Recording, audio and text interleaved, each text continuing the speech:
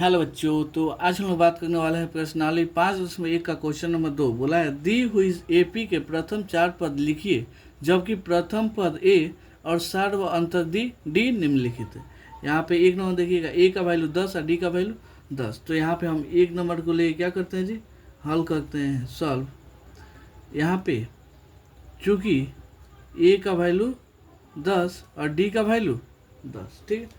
तो आपको मालूम होगा एपी का व्यापक रूप क्या होता है जी, इसलिए एपी का व्यापक रूप देखिएगा तो होता है A plus D A plus 2D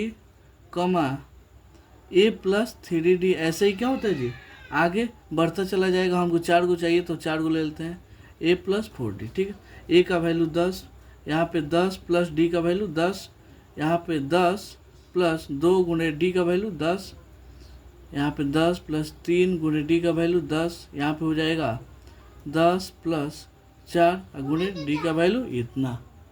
चलिए यहाँ पे कितना हो जाएगा, 10 तो 10, यहाँ पे 10 और 10 कितना हो जाएगा 20, यहाँ पे 2 में 10 से गुना होगा तो 20 और 10 30 हो जाएगा, यहाँ पे कॉमा होगा, यहाँ पे 30 10 40, यहाँ पे 40 10 50।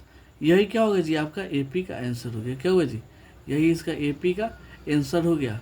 अब आते हैं इसमें का 2 नंबर क्वेश्चन। 2 नंबर क्वेश्चन को क्या करते हैं जी हल। यहाँ पे देखिएगा तो ए का वैल्यू दिया है -2 और डी का वैल्यू 0।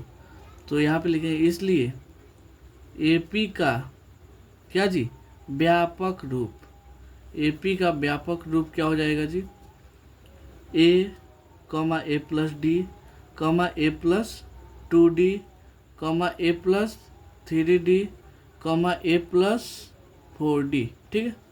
ए का वैल्यू -2, यहाँ पे हो जाएगा -2 प्लस 0, यहाँ पे -2 प्लस 2 गुणे 0, यहाँ पे -2 प्लस 3 गुणे 0, यहाँ पे -2 प्लस 4 गुणे 0, क्योंकि डी का वैल्यू कितना जी 0। तो यहाँ पे आ जाएगा -2, यहाँ पर भी -2, यहाँ पर भी -2, क्योंकि 0 में किसी भी संख्या से गुना होगा तो क्या होगा जी, 0 ही हो जाएगा। यही एपी का क्या है जी, 4 को पद आ गया, ठीक है। अब आते हैं इसका अगला। चलिए यहाँ पे अब लेते हैं 3 नंबर को, हम क्या करते हैं जी, हल करते हैं। यहाँ पे आपको ए का वैल्यू कितना 4 और डी का वैल्यू -3, ठीक है। तो आपको मालूम है एपी का व्यापक रूप क्या होता है जी, एपी का व्यापक रूप यहाँ पे A plus D A plus 2D A plus 3D A plus 4D, ठीक है। ए का वैल्यू 4, यहाँ पे 4 -3 हो जाएगा, क्योंकि प्लस माइनस क्या होता है माइनस। यहाँ पे 4 प्लस माइनस माइनस हो जाएगा, 2 गुणे डी का वैल्यू -3, इसको लिख लेते हैं, इसको प्लस से कर देते हैं। यहाँ पे 4 प्लस 3 गुणे डी का वैल्यू -3, यहाँ पे 4 प्लस 4 गुणे डी का वैल्यू -3, ठीक है। तो यहाँ पे हो जाएगा 4 में से 3 गया 1, यहाँ पे 3 दूना 6 माइनस में अचार प्लस में -2 हो जाएगा, यहाँ पे 3 3 का 9 माइनस में अचार प्लस में, तो यहाँ पे हो जाएगा कितना जी -5 हो जाएगा इसका, 9 में से 5। यही क्या होगा जी, इसका आंसर हो गया, ठीक है। यहाँ पे इतना, ये इतना, ये इतना, ये इतना, ठीक है। ये ज़्यादा हो गया क्या जी, चलिए तो यही इसका क्या हो जाएगा जी, आंसर हो जाएगा। अब आते हैं चौथा नंबर। इसका चौथा कितना बोला है जी, यहाँ पे ए का वैल्यू -1 और डी का वैल्यू, ए का वैल्यू -1, डी का वैल्यू 1/2। व्यापक रूप क्या होता है आपको मालूम है, A plus D A plus 2D A plus 3D और ए प्लस क्या हो जाएगा जी 4D, आप लिख सकते हैं। अच्छा है, इतना सभी क्या हो जाएगा आपका काम चल जाएगा। यहाँ पे लिख ही लेते हैं ए प्लस 4D, ठीक है।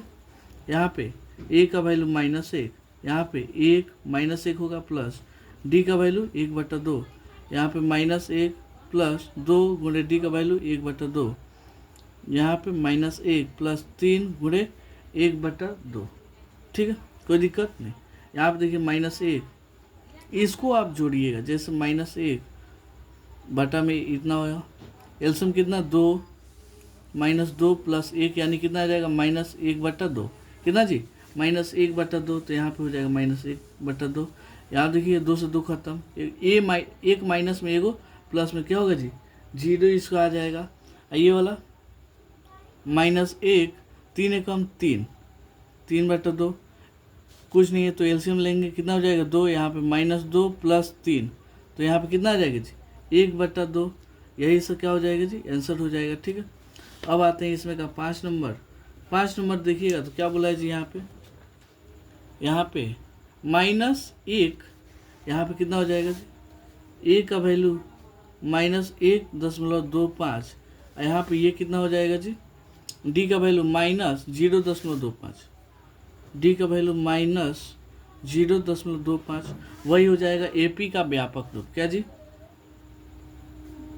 एपी का व्यापक रूप formula a, a+d, a+2d, a+3d।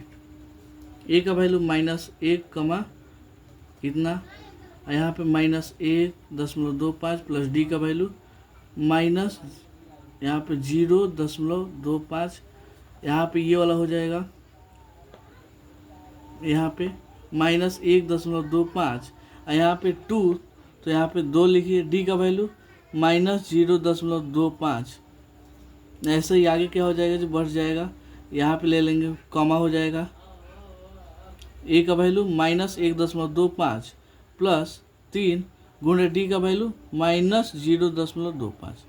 अब इसको आप आराम से क्या कर सकते हैं जी हल करके आप आसानी से इसको बना सकते हैं। तो उम्मीद करता हूँ आपको ये क्वेश्चन बहुत अच्छे से समझ में आया होगा। चलिए मिलते हैं अगले वीडियो में अगले क्वेश्चन के लिए, तब तक के लिए धन्यवाद।